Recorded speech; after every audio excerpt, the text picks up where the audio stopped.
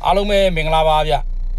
ကျွန်တော်မှာ comment တစ်ခုလာရေးသွားတယ်မွတ်စလင်ဘာသာရေးဆရာတယောက်ကတဲ့ကြံရေးဆော့တာနဲ့ပတ်သက်ပြီးတော့မွတ်စလင်တွေရေမဆော့တဲ့အကြောင်းပြောထားတာတဲ့ကိုကျော်ကြီးနည်းနည်းအဲ့ဒါလေးပြန်ဖြေရှင်းပေးပါဆိုတော့ तू ပြောတာလေးကိုနားထောင်ကြည့်လိုက်တဲ့အခါကျတော့ तू ကတော့သူတို့ဘာသာအကြောင်းနဲ့သူတို့ဘာသာဝင်ဒီကြံရေးမဆော့တဲ့အကြောင်းကို तू ကရှင်းပြထားတာပေါ့နော်အဲ့ဒါနဲ့ပတ်သက်ပြီးတော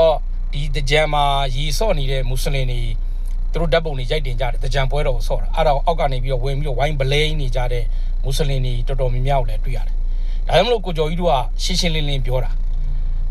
အစ္စလမ်ဘာသာကိုကိုးကွယ်တဲ့မွတ်စလင်တွေဒီလွတ်လပ်စွာကိုးကွယ်ခွင့်ရှိတယ်လွတ်လပ်စွာယုံကြည်ခွင့်ရှိတယ်သူတို့ဘာသာကိုစော်ကားစရာမလိုဘူးပုတ်ခတ်စရာမလိုဘူးသို့တော့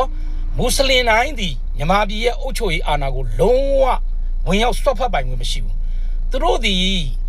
ီဘာသာရေးရဲ့ထိန်းချုပ်မှုအောက်မှာလူတယောက်ရဲ့ချီပါတာသေးပေါက်တာမွေးတာအစအကုန်လုံးထိန်းချုပ်ထားတဲ့အတွက်လူဖြစ်တည်မှုတွေအများကြီးဆုံးရှုံးတယ်မြန်မာပြည်သည်လွတ်လပ်စွာကိုးကွယ်ခွင့်ရှိတယ်တရားမျှတခွင့်ရှိတယ်ထေရဝါဒဗုဒ္ဓဘာသာသည်မြန်မာနိုင်ငံရဲ့ဂုဏ်တုဝိသေသနဲ့ပြည့်စုံတဲ့ဘာသာဖြစ်တယ်လူများစုကိုးကွယ်တဲ့ဘာသာဖြစ်တယ်ဆိုပြီးတော့အခြေခံဥပဒေရပေးထားတယ်အဲ့တော့ဒီမွတ်စလင်တွေကဘာသာနေရာတကာဘာသာရေးဆိုတဲ့ခေါင်းစဉ်အောက်မှာနိုင်ငံရေးလူမှုရေးအလုံးတွတ်သွင်းထားတာဖြစ်ခြင်းကြောင့်လူဆန်မှုတွေအလုံးကပျောက်ဆုံးသွားတယ်လူသားဆန်မှုတွေအလုံးကပျောက်ဆုံးသွားတယ်ပျောက်ဆုံးသွားတဲ့အတွက်မြန်မာပြည်ကိုအုပ်ချုပ်ရေးအာဏာသူတို့လက်ထက်ကိုတစ်စက်မှထည့်ပေးလို့မရဘူးမွတ်စလင်ကိုမုန်းတာမဟုတ်ဘူးအစ္စလမ်ဘာသာကိုမုန်းတာမဟုတ်ဘူးသူတို့ကဘာသာတရားတစ်ခုတည်းမှာအားလုံးကိုထည့်လိုက်တဲ့အတွက်အဲ့ဒီပြဿနာတက်လာတာဒါကိုကိုကျော်ကြီးတို့ကလူတွေရှင်းရှင်းလင်းလင်းနားလည်အောင်ပြောပြတာတစ်ချက်သူတို့နားမလဲတဲ့ကိစ္စတစ်ခုကကြံဒီဘာသာရေးပွဲတော်လားမြန်မာနိုင်ငံရဲ့ tradition တစ်ခုလားသူတို့နားမလဲဘူးလူယဉ်ကျေးမှုတစ်ခုလားဆိုတော့မြန်မာတွေက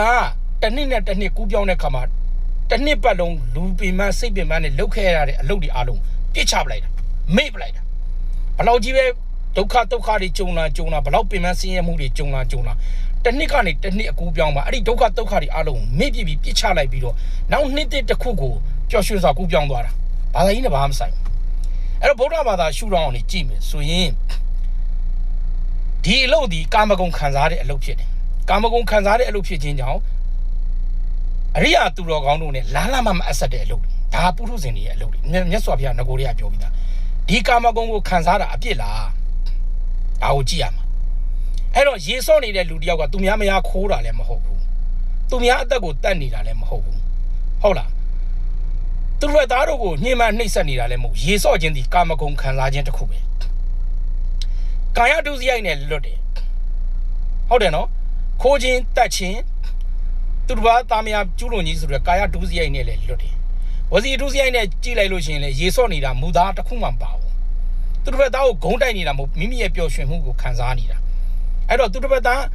မနောဒုစရိုက်နဲ့ကြည့်ရင်လည်းသူများဥစ္စာပစ္စည်းကိုမမောနေတာလည်းမရှိဘူးမှားယွင်းတာလည်းမရှိဘူးဟုတ်လားသူတို့ဘက်သားကိုဖျက်ဆီးနေတာလည်းမရှိဘူးရေစော့ရင်တယောက်နဲ့တယောက်ထိမိခိုက်မိရင်တော့ဟာညီလေးအကိုကြီးနဲ့ခွင့်လွတ်သွားကြတာအလုံးမတန်မှငြိမ်းချမ်းမှုနဲ့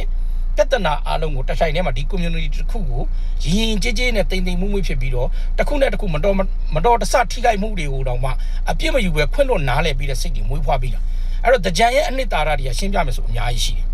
အဲ့တော့ကြံဒီအလုံးမတန်မှအနှစ်သာရရှိတယ်โอเคမင်းကကြံကိုမနှစ်သက်ဘူးမဝင်နဲ့ဒါပေမဲ့နိုင်ငံငယ်ဒါကအကူပြောင်းမှာတရားဝင်အတိအမှတ်ပြုထားတဲ့ဥပဒေကြောင်းနဲ့အတိအမှတ်ပြုထားတဲ့ဒီရက်ကနေဒီရက်တော်တွင်မှာနှစ်တစ်ကူကြံရီစော့တဲ့ပွဲဖြစ်တယ်လို့တတ်မှတ်ထားတာဖြစ်ခြင်းကြောင့်မင်းကရေမစိုးခြင်းမူရေမကြိုက်ရင်အိမ်ထဲမှာနေအပြင်မထွက်နဲ့ရေစော့နေတဲ့လူတွေကိုဗလိမ့်ပိုင်ခွင့်မရှိဘူးဥပဒေကြောင်းရသူတို့ရပိုင်ခွင့်ရှိတဲ့အခွင့်အရေးဟုတ်တယ်နော်တရားမျှတမှုတွေလွတ်လပ်ခွင့်တွေဆိုတာအဲ့ဒါကိုပြောတာအဲ့တော့ဘာသာတရားတစ်ခုအောက်ကနေပြီးတော့ဘာသာတရားရှုထောင့်ကနေကြည်လိုက်လို့ရှင်ဒါကမတင်တော့ဘူးဒါပေမဲ့လူခွင့်ရေးအရာဒါဒီလှုပ်တင်လှုပ်ထိုက်တယ်လူတွေရဲ့ပျော်ရွှင်မှုလွတ်လပ်မှုဖြစ်တယ်ဘာသာတရားနဲ့ထိန်းချုပ်မယ်ဆိုရင်နေရာတကာဘာသာကြီးကလိုက်ထိန်းချုပ်နေလို့ရှိရင်အဲ့ဒီကောင်တွေဒီနိုင်ငံရဲ့အုပ်ချုပ်ရေးအာဏာကိုမရသင့်ဘူးနိုင်ငံရဲ့အုပ်ချုပ်ရေးအာဏာကိုရသွားရင်ဒီဘာသာရေးနဲ့လိုက်ထိန်းချုပ်နေတဲ့အတွက်လူတွေရဲ့လူခွင့်ရေးတွေဆုံးရှုံးနေလူတယောက်ရဲ့စိတ်လွတ်လပ်မှုတွေဆုံးရှုံးသွားတယ်ဟုတ်ပြီနော်နောက်တစ်ခါသူပြောသွားတဲ့အထဲမှာဘာပါလဲဆိုတော့ရေကိုဖြုံးပြီးပြစ်တာတဲ့ဒါကအာရနိုင်ငံတွေလို့သဲကန္တာရထဲမှာရှိနေတဲ့နိုင်ငံမဟုတ်ဘူးမြေချောင်းအင်းအိမ်ကြီးအလွန်မတန်ပေါများတဲ့နိုင်ငံဖြစ်တယ်အဲ့ဒီမြေထဲချောင်းရရေတွေကိုကုန်းပေါ်ဆွဲတင်ပြီးတော့ရေပတ်ဖြန်းနေ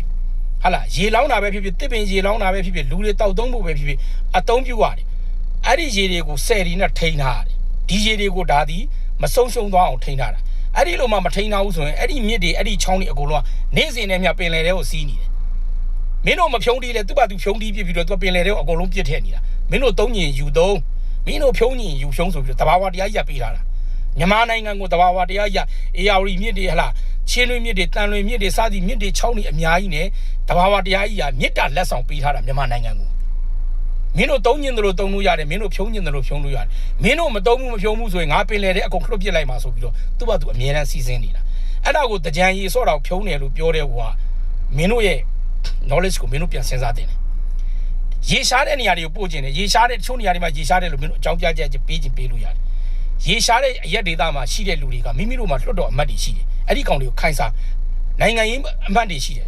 လွှတ်တော်တွေဝင်ကြီးတွေရှိတယ်အဲ့ဒီကောင်တွေကမင်းတို့ကိုးကွယ်စရာတွေမဟုတ်ဘူးမင်းတို့ရဲ့အရှင်သခင်တွေလည်းမဟုတ်ဘူးမင်းတို့ခိုင်းစားရမှာလေဟဲ့ငါတို့ရှိမှရေးမရှိဘူးနိုင်ငံတော်ကဘတ်ဂျက်ဘယ်လောက်ချပေးမလဲငါတို့ကဘယ်လောက်ထည့်ဝင်ရမလဲငါတို့ဒေသမှာ10မြောင်းကနေပြီးတော့10ကနေပြီးတော့ငါတို့ရှိကိုမြောင်းနေနဲ့တွေ့ပြီးငါတို့ရေးလိုချင်တဲ့တောက်ရည်တွေဒါမျိုးလုပ်ရမှာကိုအကျိုးစီးပွားကိုလုပ်ရမှာဟုတ်လား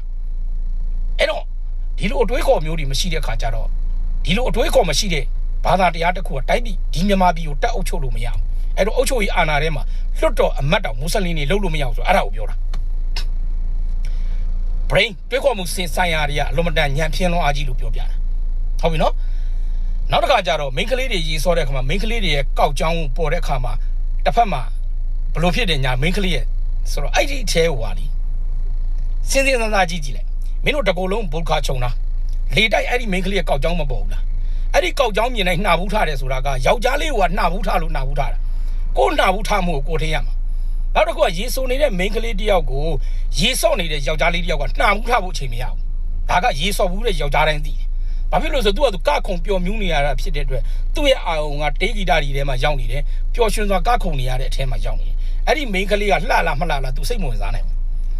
ဘသူတွေကစိတ်ဝင်စားလဲဆိုတော့ရေမပတ်ဖက်နဲ့ထိုင်ပြီးကြည်နေတဲ့ကောင်တွေကအမြည်ထိုင်စားနေတာအဲ့ဒီမိန်းကလေးတွေကိုထိုင်ကြည့်ပြီးသူကသူတဏှာစိတ်ကနိုးကြနေတာဟုတ်လားယောက်ျားတယောက်ရဲ့တဏှာဆိုနိုးကြမှုကမိန်းမတယောက်ကမှမဟုတ်ဘူးခွေးမတယောက်ကဖင်ဆူနေတာမြင်ုံနှာဘူးထားတယ်အဲ့ဒါကိုသွားပြီးတော့အဲ့ဒီခွေးမကိုသွားပြီးတော့အဝစ်ခြုံပေးထားလို့မရဘူးခွေးမတိုင်းနေမှာပဲဟုတ်လားအဲ့ဒီလိုပဲမိန်းကလေးတယောက်ကိုအဝစ်ခြုံပေးလိုက်တာနဲ့ယောက်ျားတွေရဲ့နှာဘူးကိုထိန်းလို့ရတယ်ဆိုတော့ကအတွေးခေါ်တာတော်တော်ကိုညံပြင်းလုံးလို့ဖြစ်တာဟုတ်လားကိုယ့်ရဲ့နှာဘူးထားတဲ့စိတ်ကိုကိုယ့်အကူထိန်းရမှာအပေါက်မြင်စွတ်ချင်တဲ့ကောင်ကမုတ်လက်ကောက်တဲ့တောင်မရှောင်ဘူးအဲ့ဒါကိုထိန်းသိမ်းနေဆိုတော့ယောက်ျားတယောက်ရဲ့စွမ်းအားတတ္တိမိန်းကလေးကိုအဝစ်ခြုံပေးရမှာမဟုတ်ဘူးယောက်ျားတယောက်ကကိုစောင့်ထိန်းရမှာငါကစောင့်ထိန်းနိုင်တယ်ဆိုတဲ့စွမ်းအားတတ္တိရှိရတယ်အဲ့တော့ဒီတဲ့ကြီးကျယ်တွေပြောရလို့ရှိရင်မိန်းမတယောက်တက်ခွာရင်တော့မှယောက်ျားတယောက်ကကိုငါယောက်ျားဒီလောက်ကမလှုပ်သင့်ဘူးဆိုတဲ့အတွေးခေါ်မျိုးထိန်းနိုင်တဲ့ယောက်ျားမျိုးဖြစ်အောင်ကြိုးစားရတယ်အဲ့ဒါယောက်ျားတယောက်ရဲ့စွမ်းအားတတ္တိဟုတ်လားအဲ့တော့ယောက်ျားရဲ့တယောက်ရဲ့စွမ်းအားတတ္တိကိုမမြင့်တင်မဲနဲ့မိန်းမတယောက်ကပိုင်ဆိုင်ထားတဲ့အလှတရားကိုဖုံးပြစ်မယ်၊ကွယ်ပြစ်မယ်ဆိုတာကဒီဘက်ယောက်ျားမှာစွမ်းအားတတ္တိမရှိဘူးကိုခန့်စွမ်းအားညံ့ပြင်းနေဆိုတဲ့အဖြေကိုထွက်တယ်ဟုတ်ပြီနော်အဲ့တော့တကြံဒီဘာသာရေးပွဲလန်းတပင်မဟုတ်ဘူးဘာသာရေးပွဲလန်းတပင်ရဥပုပ်စောင့်နေနဲ့စောင့်လို့ရတယ်တရားစခန်းဝင်ခြင်းနဲ့ဝင်လို့ရတယ်အလှူဒန်းတွေလုပ်ခြင်းနဲ့လုပ်လို့ရတယ်တိတစ်ကိုတစ်ခုကိုကူးပြောင်းတာအဲ့ဒီကူးပြောင်းတဲ့ပွဲမှာကောင်းမှုကုသိုလ်နေနဲ့တွားခြင်းလည်းရတယ်ပျော်ပျော်ရွှင်ရွှင်ဖြတ်သန်းခြင်းလည်းရတယ်အဲ့ဒါကိုဘာသာရေးတရားတစ်ခုနေနဲ့မလုပ်ရဘူးဆိုတဲ့ဒီနိုင်ငံရဲ့ဥပဒေဒီနိုင်ငံရဲ့ဖြစ်တည်မှုကိုမင်းတို့လက်မခံတာရှင်းတယ်နော်မင်းတို့ကိုနိုင်ကိုကမင်းတို့ဘာသာတရားတစ်ခုနဲ့ငါတို့မြန်မာပြည်ရဲ့ဖြစ်တည်မှုတစ်ခုကိုမင်းတို့လက်ခံနိုင်တဲ့စွမ်းအားတတ္တိမရှိတာအဲ့ဒါအကြောင်းမလို့ကိုကျော်ကြီးကရှင်းလင်းပြတ်သားတဲ့စကားတွေပြောတာအစ္စလမ်ဘာသာဒီလွတ်လပ်စွာကိုးကွယ်ခွင့်ရှိတယ်မြန်မာပြည်ရဲ့အခြေခံဥပဒေရလွတ်လပ်စွာကိုးကွယ်ခွင့်ပေးထားတဲ့ဘာသာတရားတစ်ခုဖြစ်တယ်သို့တော့မြန်မာပြည်ရဲ့အုပ်ချုပ်ရေးအာဏာကိုလားမအဆက်တဲ့ဘာသာတရားတစ်ခုဖြစ်တယ်ဘာဖြစ်လို့လဲဆိုတော့အခြေခံဥပဒေရလူတယောက်ရဲ့ရပိုင်ခွင့်တွေတရားမျှတမှုတွေကိုဘာသာရေးနဲ့ထိန်းချုပ်မဲ့နိုင်ငံရေးသမားတွေထွက်လာမှာမဟုတ်လို့ဒီလူတွေကလူဆွမ်းအားအရင်းမြစ်ကိုဖျက်ဆီးပြစ်မဲ့လူတွေမဟုတ်လို့နိုင်ငံရေးရဲ့အုပ်ချုပ်ရေးအာဏာကိုမွတ်စလင်ဘာသာဝင်ဘယ်ဘာသာဝင်မှာနိုင်ငံရေးအုပ်ချုပ်ရေးအာဏာကိုတစ်စက်မှမရအောင်လုပ်ရမယ်ဒါဒီကိုကျော်ကြီးတို့ရဲ့အမျိုးသားရေးတစ္ဆာဒိဋ္ဌာန်ဖြစ်တယ်ဟုတ်ပြီလား